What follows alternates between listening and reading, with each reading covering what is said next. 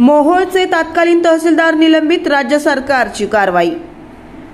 मोहोळ तहसीलदार म्हणून 14 महिन्याचा वादग्रस्त व भ्रष्टाचारी कारभार करून पुणे जिल्ह्यातील खेड येथे वाशिल्याने बदलून गेलेले तहसीलदार प्रशांत बेडसे यांना राज्य सरकारने तडकाफडकी निलंबित केलाय। तसा आदेश त्यांनी काढलाय। शासनाने काढलेल्या आदेशात प्रशांत बेडसे तत्कालीन तहसीलदार मोहोळ जिल्हा सोलापूर, सध्या तहसीलदार खेड जिल्हा पुणे यांनी उपयुक्त पदावर कार्यरत असताना कोविड-19 नियमाचं उल्लंघन करणं, सर्वसामान्य नागरिक यांना अपमानास्पद वागणूक देणं, वकिलांना अपमानास्पद वागणूक देणं तसेच त्यांच्या विरुद्ध प्राप्त तक्रारी या गंभीर स्वरूपाच्या असून त्यामुळे जनमानसात शासनाची प्रतिमा मलिन झाली।